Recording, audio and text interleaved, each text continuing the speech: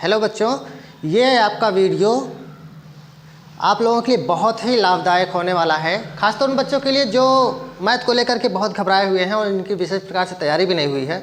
और तो ऐसे में तो हर कोई सोच रहा है कि किस तरीके से हम पास हो जाएं। तो पास भी हो जाएंगे, ये जैसे जैसे मैं कह रहा हूँ वैसे वैसे आपको करना है। तो आइए देखते हैं कैसे क्या करना है आपको। जिस तरह से हम आपको कर रहे हैं, क्योंकि आपके पास टाइम है भी नहीं ज़्यादा, तो अब इस लास्ट टाइम में आप अपने से जितनी भी मेहनत कर लेंगे उतना आपके लिए ही फ़ायदेमंद होगा। तो आइए देखते हैं पहला, जैसे कि आपका पहला चैप्टर है। क्या है पहला चैप्टर आपका है? तो पहला चैप्टर आपका है संख्या पद्धति। पहला चैप्टर क्या है? संख्या पद्धति। तो संख्या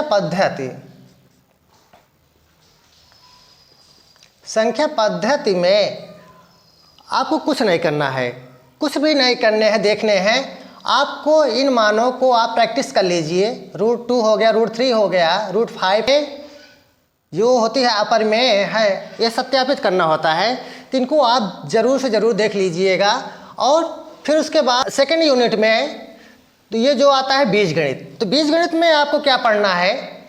जब बीजगणित की बारी आई है, देखो बीजगणित में आपको क्या पढ़ना है? बहुपद है आपका। तो बहुपद में आपका बहुत मोटे मोटे आपको पढ़ने हैं। बहुपद में शून्य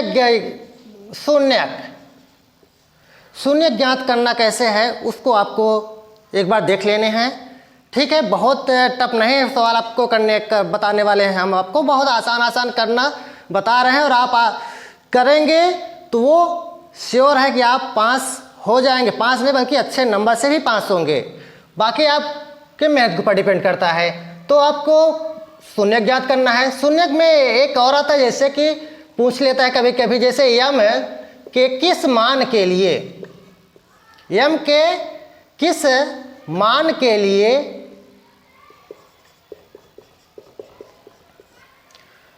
जैसे 2x² + x + यम, इस तरीके का सवाल आपका है। किस मान के लिए शून्य के जो है क्या है? शून्य क्या है? शून्य के 5 है, 5 है। तो देखो 5 भी हो सकता है, 7 भी हो सकता है। यहाँ भी कोई भी नंबर बदला जा सकता है। कोई भी ये जो आपका बहुपद दिया गया है तो इसमें भी कोई और हो सकता है। ठीक है, तो आप इससे घबराइएगा नहीं, इनको भी थोड़ा सा एक बार प्रैक्टिस कर लीजिएगा। फिर उसके बाद आपका उसके आगे आपको देखना है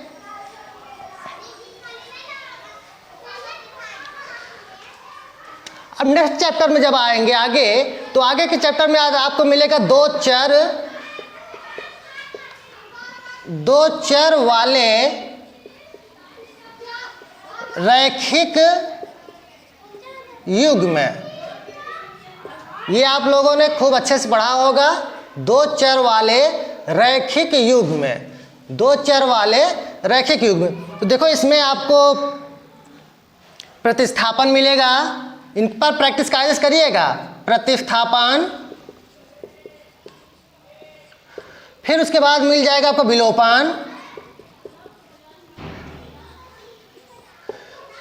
विलोपन के बाद प्रतिस्थापन, उसके बाद आ गया और मिलेगा आपका वज्र गुणनखंड।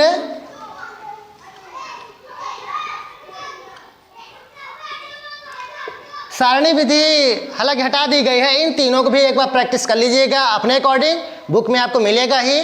ठीक है, फिर उसके बाद आगे आप चलेंगे तो द्विघात मिलेगी। क्या मिलेगा? द्विघात समीकरण। द्विघात समीकरण, देखो द्विघात समीकरण भी बहुत ही आसान है। अगर करना चाहें तो प्रैक्टिस के ऊपर आपके है। जैसा बोल रहा हूं वैसे आपको करना है, बाकी नहीं आप जानिएगा। समझ रहे हैं, समझ रहे हैं? तो द्विघात समीकरण में आपको क्या करना है? द्विघात के, देखो द्विघात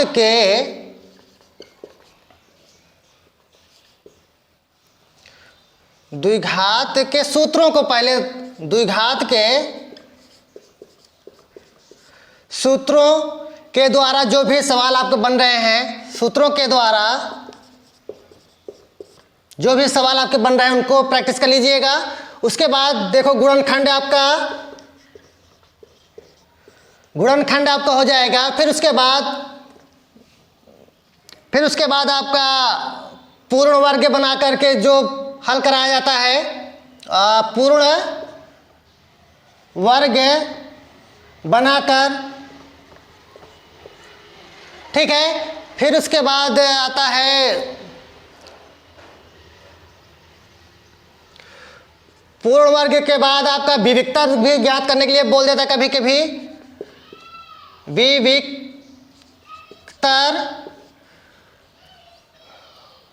इन सभी पर आपको एक प्रैक्टिस कर लेना है, एक दो उदाहरण के ही चाहे करो, नहीं आ रहा है उदाहरण का ही करो।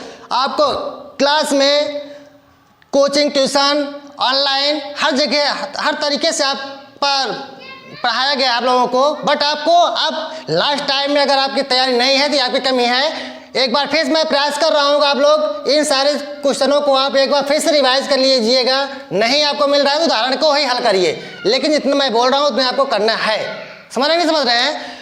फिर उसके बाद अब आपके आगे आ जाएगा चौथे चैप्टर में, आप तीसरे चौथे चैप्टर में आप आगे आइए तो मिलेगा आपको समांतर श्रेणी। क्या मिलेगा? समांतर श्रेणी। समांतर श्रेणी। अब समांतर श्रेणी में भी देखो, जैसे प्रथम पद का पूछ सकता है, प्रथम पद बताइए। सर्वांतर भी पूछ सकता है, सर्वांतर। फिर उसके बाद यनवा पद पूछ सकता है, यनवा पद। अब देखो कुछ मैं समांतर श्रेणी के कुछ मैं फार्मूलों को भी लिख दे रहा हूं, इनको भी प्रयास करिएगा, हल करिएगा। मेहनत आप जितना ही करेंगे उतने अच्छे नंबर अब लास्ट टाइम में भी बन सकता है आपका, ध्यान रखिएगा इस बात का। देखिए पहला जैसे एन बराबर a plus n minus 1 into d, इस पर भी काफ़ी सवाल आपको मिल सकता है, ठीक है। और यल बराबर ही पूछ सकता है, यल बराबर a plus n minus 1 into D,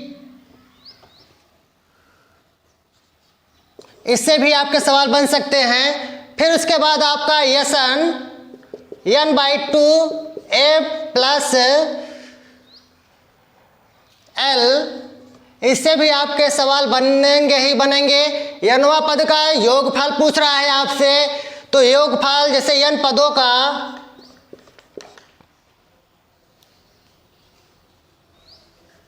n पदों का योगफल काफी बार पूछा जा चुका भी है इस तरीके के सवाल, और पूछे भी जा सकते हैं। तो n पदों का योगफल बराबर आपका हो जाएगा, n पदों का योगफल, तो आप n/2 2a प्लस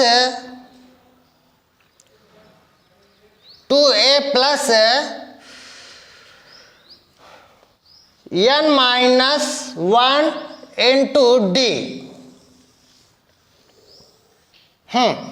देखो अगर आप इन सवालों पर भी अगर आपको उत्तर उदाहरण में मिल जाएंगे, आप इन पर भी प्रयास करिएगा। इससे भी आपका समांतर श्रेणी से भी 1 से लेकर 2 नंबर तक में पूछता है, ठीक है। इस बात का भी हमेशा ख्याल रखिएगा। देखिए इस तरीके से आपका ये यूनिट सेकंड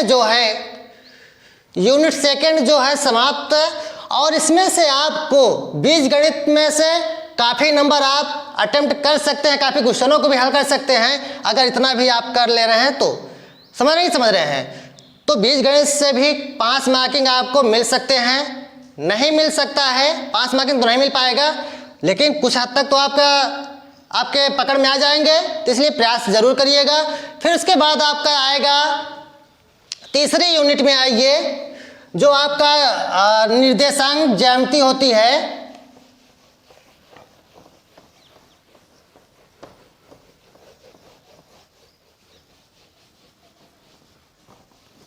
देखो निर्देशांक ज्यामिति, निर्देशांक ज्यामिति भी बहुत ही आसान है कहा जाए तो। हालांकि चैप्टर सभी आसान है, बट आप मेहनत नहीं किए हैं विशेष तौर पे, तो आपको 5 मार्किंग का तरीका मैं बता रहा हूँ। तो आपके ऊपर डिपेंड करता है आप कितना मेहनत करके आप पास होते हैं, या फिर जैसे भी हो आपके हाथ में है अब लास्ट टाइम में। ठीक है, तो देखिए अब यूनिट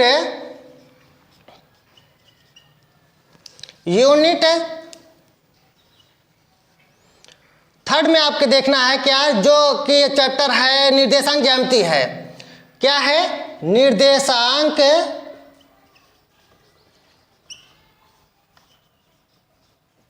ज्यामिति। क्या है? निर्देशांक ज्यामिति है। तो देखो इसमें भी कुछ फार्मूले होते हैं, फार्मूलों को आप जल्दी से याद कर लीजिए, नहीं हो रहा है तो अब आप जानिए, आपका काम जाने। जैसे दूरी निकालने के लिए पूछ सकता है, तो दूरी में आपका रूट में s2 माइनस x1 का whole square plus y2 minus y1 का होल स्क्वायर। ये बहुत आसान सा ही है, सारे मानों को आपको रख करके हल कर लेने हैं। ठीक है, फिर उसके बाद आपका अब यहाँ पे x1 x2 आप देखेंगे उत्तर में उदाहरण में तो आपको मिलेगा, आप समझ जाएंगे कि क्या क्या हम बताए थे। ठीक है, आपको प्रयास करने हैं वैसे ही। फिर उसके बाद आपको त्रिभुज का क्षेत्रफल, त्रिभुज का क्षेत्रफल, इससे भी कुछ प्रैक्टिस कर लीजिएगा। ठीक है, विभाजन सूत्र वगैरह जो होते हैं इनसे भी थोड़ा से अभ्यास कर लीजिएगा। एक बार 2 बार 4 बार, समझ रहे हैं नहीं समझ, जब तक क्लियर नहीं हो जाते हैं जो हम बता रहे हैं आपको। ठीक है, फिर उसके बाद चौथे यूनिट में आइए। चौथे यूनिट में यूनिट 4 में देखो, यूनिट 4 में आपका त्रिभुज है। क्या है? त्रिभुज है। तो त्रिभुज में हालांकि इसमें थोड़ा टफ रहेगा, बट उतना भी टफ नहीं रहेगा जितना आप सोच रहे हैं, तो इसलिए घबराइएगा नहीं, रिलैक्स माइंड से लास्ट टाइम में लास्ट तरीके से पूरे ताकत के साथ मेहनत करनी है, पूरे जोश के साथ, ये कहा जाए तो। ठीक है, तो इसमें क्या होगा, त्रिभुज का क्षेत्रफल देख लीजिएगा। त्रिभुज का क्षेत्रफल, ठीक है, उसके बाद आपका वृत्त रहेंगे, वृत्त के उसके बाद उसकी ज्यामितीय रचनाएं वगैरह रहेंगी, रचनाएं। ठीक है, तो अब रचनाएं हो गई, तो इन सब का प्रयास करिएगा। ठीक है, ये वीडियो आप लोगों के लिए खास तौर से बनाया गया है। अब आपको अगले यूनिट में आपका पांचवें यूनिट की बात की जा रही है। पांचवें यूनिट में हम आपको अगले वीडियो में मिलते हैं। वीडियो काफी लंबा हो जाएगा। ठीक है, आप इतना प्रयास करिए, जैसा भी आपको रिस्पांस मिलता है, अगर हल कराने की बारी आप करते हैं, हल कराने के लिए बोलते हैं, मैं हल भी कराऊंगा, लेकिन मैं चाहता हूं इस लास्ट टाइम में आप अपने अकॉर्डिंग मेहनत करिए। जो सवाल इजी से लग रहे हो उन सवालों को आप डिस्कस अपने से करिए या किसी फ्रेंड से डिस्कस करिए, लेकिन हल करने हैं। क्यों हल करने हैं? पास होना है आपको, पास होने हैं। समझ रहे हैं? नहीं तो साल भर झेलिए, फिर जैसे भी आपकी इच्छा हो। बस आपके पास टाइम ज़्यादा नहीं बचा है, इसलिए पूरी जी जान से लग जाइए। अब भी आप पास हो सकते हो 100%। और उन बच्चों के लिए जिनकी तैयारी अच्छी हो गई है, वो भी बच्चे एक बार प्रयास करेंगे इस पर, उनके लिए भी ये लाभदायक ही रहेगा। समझ रहे हैं? तो अब हम मिलेंगे अपने 5वीं यूनिट के नेक्स्ट वीडियो में। ओके, तब तक मेहनत करते रहिए, जल्द ही मिल रहे हैं अगले वीडियो में। धन्यवाद।